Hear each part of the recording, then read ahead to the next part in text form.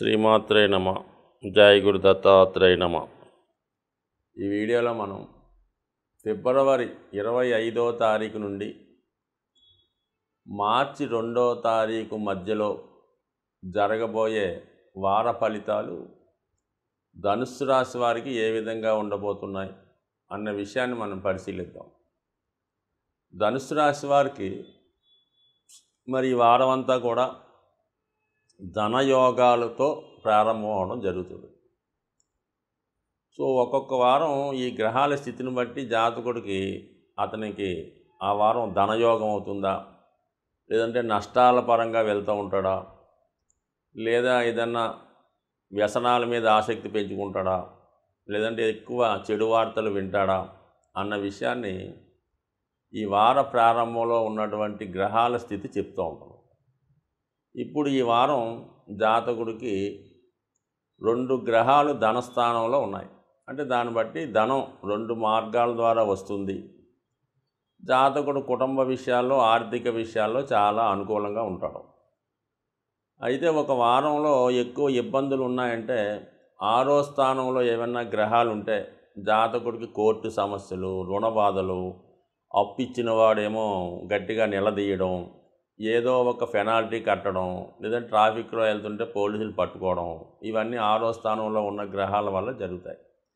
అదృష్టవశాత్తు ఈ వారం 6వ స్థానంలో జాతకుడు ఖాళీగా ఉన్నాయి కాబట్టి ఎటువంటి ఇబ్బందులు, ఎటువంటి సమస్యలు రావు. అలాగే అష్టమ స్థానంలో ఏమన్నా గ్రహాలు సంచరిస్తే ఆ వారంలో జాతకుడు చెడు వార్తలు వినడం, అనవసరంగా ఏదో నష్టపోవడం, ఏదో నిందారోపణ రావడం, లేదంటే సడన్గా అనారోగ్యానికి గురవడం జరుగుతూ ఉంటుంది. మరి అలాగే అదృష్టవశాత్తు అష్టమ స్థానంలో కూడా ఎటువంటి గ్రహాలు జాతకుడికి లేవు. అలాగే ఈ నెలలో ఏమైనా నష్టం ఉందా, ఏమైనా ఖర్చు ఉన్నదా, మనం ఏదైనా జూదంలో ఓడిపోతామా, అయితే గవర్నమెంట్కి పెనాల్టీ కడతామా, లేదంటే అనవసర ఖర్చులు ఏమన్నా పెడతామా, సడన్గా ఏదన్నా బాకీలు తీరుస్తామా, ఇలాంటివి ఏమన్నా ఉన్నాయనుకుంటే 12వ స్థానంలో గ్రహం ఉంటే ఇటువంటి ఒత్తిడి, అన్నెసరీ వేస్టు, వ్యసనాలు లాంటి మీద ఖర్చులు జరుగుతుంటాయి. మరి అదృష్టవశాత్తు 12వ స్థానం కూడా ఖాళీగా ఉంది. అయితే మొత్తం మీద జాతకుడికి ఎటువంటి మైనస్లు, ఎటువంటి ఇబ్బందులు ఈ వారం అంతా కూడా ఉండవు.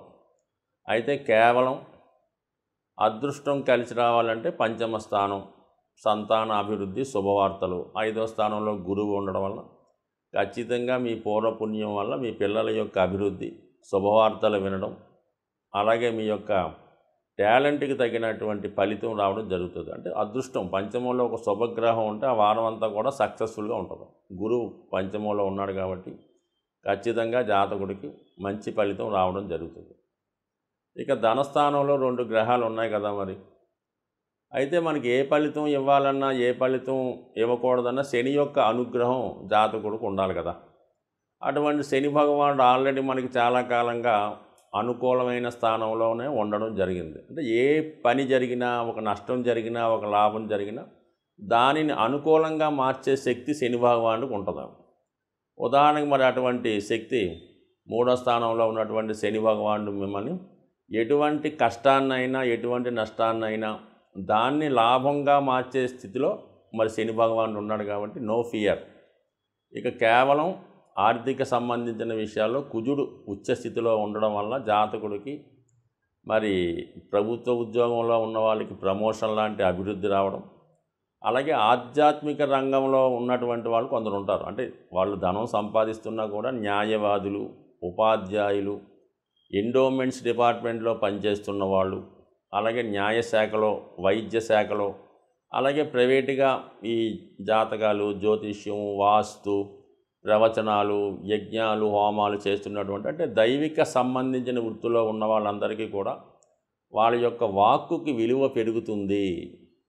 ఏదన్నా విషయాన్ని ధైర్యంగా, నిర్భయంగా చెప్పగలుగుతారు. అలాగే ఆర్థిక సంబంధించిన విషయాల్లో కూడా కొద్దిగా సాటిస్ఫాక్ట్గా ఇన్కమ్ రావడం జరుగుతుంటుంది. మొత్తం మీద ఇది అనుకూలంగా ఉంది. అలాగే శుక్రుడు కూడా కుటుంబ స్థానంలో ఉండడం వల్ల అంటే లాభాధిపతి ధనస్థానం ఒక విధంగా అంటే ఆర్థిక పరంగా మీరు ఆశించిన దానికన్నా ఎక్కువ ధనాన్ని పొందుతారు. ఎక్కువగా వివాహాలు జరిపించడం లాంటి కార్యక్రమాలు, విడిపోయిన భార్యాభర్తలను కలిపే కార్యక్రమాలు, విడిపోయిన కుటుంబాన్ని కలిపే కార్యక్రమాలు లాంటివి చేయడం జరుగుతూ ఉంటుంది. అది న్యాయవాదుల వృత్తి. అలాగే మరి ఈ జ్యోతిష్యానికి సంబంధించిన పౌరోహిత్యం చేసిన వాళ్ళు కూడా ఖచ్చితంగా వాళ్ళ యొక్క మంచి మాటలతో విడిపోయిన వారిని కలుపుతూ ఉంటారు. అది ఇప్పుడు జరిగే అవకాశం ఉంది. అలాగే కుటుంబంలో శుభ కార్యాలు లాంటివి జరుగుతూ ఉంటాయి. ఎక్కువగా ఎంటర్టైన్మెంటు, విందు వినోదాలు, శృంగారానికి సంబంధించినవి, వినోదానికి సంబంధించిన కార్యక్రమాలు జరుగుతూ ఉంటాయి. అలాగే ఎక్కువగా చిన్న చితక వివాహం వేడుకలో, వివాహం నిశ్చితార్థాలు, పెళ్లి చూపులు లాంటివి అన్నా జరగవచ్చు. మొత్తం మీద ఈ వారం అంతా కూడా కుటుంబ సంబంధించినటువంటి విషయాల్లో ఆసక్తిగా, ఆనందదాయకంగా ఉంటుంది.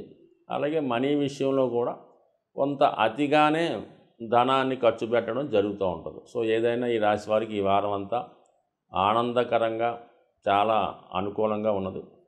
సో ఏదైనా ఈ రాశివారు కంపల్సరిగా మరి ప్రతిరోజు కూడా సూర్య నమస్కారం చేసుకుంటే నిత్యం అదృష్టవంతులై ఉంటారు. జ్యోతిష శాస్త్రరీత్యా ఈ వారఫలాలు గమనిస్తున్న వారికి ఎలా ఉంటుందంటే, ఏదైనా లాభమైనా నష్టమైనా మన జన్మజాతకంలో ఉన్నటువంటి స్థితిని బట్టి మాత్రమే ఈ గోచారం ఆధారపడుతూ ఉంటుంది.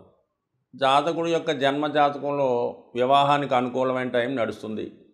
అలాగే వివాహానికి తగిన విధంగా దశలు నడుస్తున్నాయి అనుకున్నప్పుడు దానికి ఈ గోచారం సపోర్ట్ చేసి వివాహాన్ని జరిపించే విధంగా చేస్తుంది.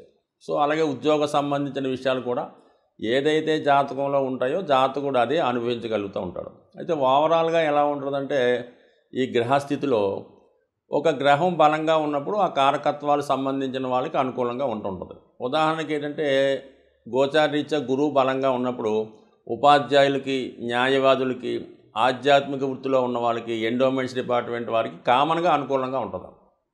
అలాగే శుక్రుడు అనుకూలంగా ఉంటే కంపల్సరీగా స్త్రీలకు అనుకూలంగా ఉంటుంది, సినిమా రంగంలో ఉన్న వాళ్ళకి అనుకూలంగా ఉంటుంది, మీడియా రంగంలో ఉన్న వాళ్ళకి అనుకూలంగా ఉంటుంది.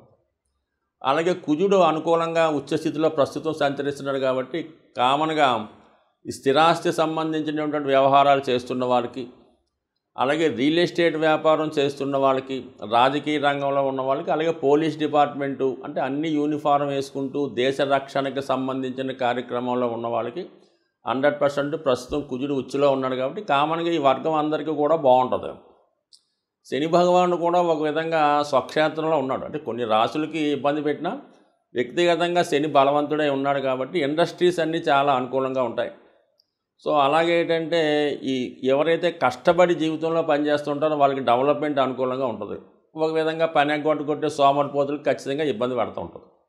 సో మరి రాహు ఇప్పుడు ఖచ్చితంగా బలంగా ఉన్నాడు దశమ మీనరాశిలో, అంటే 12వ స్థానంలో రాహు ఉన్నాడు కాబట్టి విదేశంలో ఎవరైతే ఉంటారో, విదేశంలో సాఫ్ట్వేర్ రంగం, ఏ రంగంలో అయినా సరే మనం వాళ్ళ కుటుంబానికి దూరంగా విదేశాల్లో వృత్తి చేస్తున్న వారికి, సాఫ్ట్వేర్ రంగం వారికి, సినిమా రంగం వారికి, అంటే రాహు ముసుగు మాట మారువేషం లాంటి వాడు. అందుకని ఏంటంటే సినిమా నటులు, సాఫ్ట్వేర్ రంగంలో ఉన్నవాళ్ళు, అంటే కంప్యూటర్ ముందు కూర్చుని పనిచేస్తున్న ప్రతి వాళ్ళు, అలాగే ఇప్పుడు యానిమేషన్ సంబంధించినవి, అలాగే ఉన్నవి లేనివి ఉన్నట్టు చెప్పే మాయాజాలం చేస్తున్న వారికి కూడా ఈ రాహు అనుకూలించే ఉంటాడు. అంటే సాధారణంగా ఏంటంటే జాతకుడి మీద అతని వ్యక్తిగతంగా అతను రాశి లగ్న ప్రభావమే కాకుండా గ్రహాల యొక్క స్థితి, వాటి యొక్క బలాన్ని బట్టి అనుకూలంగా ఉంటుంది. ఉదాహరణకు రాజకీయ రంగంలో ఉంటాడు, రవి వీక్గా ఉన్నప్పుడు వాడు సరిగ్గా ప్రజలకు సమాధానం చెప్పలేకపోతుంటాడు, ఇబ్బంది పడుతుంటాడు. సో అలాగే పోలీస్ డిపార్ట్మెంట్ వాడు ఉన్నప్పుడు ఆ కుజుడు బలంగా ఉన్నప్పుడు ఎన్కౌంటర్ చేసి వారెత్తుంటాడు, వచ్చిన ప్రతి వాడిని చితగొట్టి వారెత్తుంటాడు. ఈ విధంగా గ్రహాల స్థితి అందరి మీద ప్రభావం ఉంటుంది. పర్టికులర్గా కొన్ని రాశులకి వాటి స్థితిని బట్టి ఉంటుంది. బట్ ఏదైనా గ్రహాలని జాతకుడు తన యొక్క కార్యసాధన ద్వారా, తన యొక్క పనిచేసే విధానం వల్ల, దైవ ప్రార్థన వల్ల, తన క్రియ వల్ల, చర్యల వల్ల, బాధ్యతల వల్ల ప్రతి గ్రహాన్ని జాతకుడు తనకు అనుకూలంగా మార్చుకొని విజయవంతంగా తన యొక్క జీవితాన్ని చక్కదిద్దుకోవడానికే ఈ జ్యోతిష శాస్త్రం ఉపయోగపడుతుంది. జ్యోతిష్యాన్ని నమ్మినవాడు ఎవడు కూడా పాడవడు, నమ్మని వాడు కూడా ఏమీ ఇబ్బంది లేదు. నమ్మితే నమ్మినంత, నమ్మకపోతే ఒక నమస్కారం, స్వస్తి.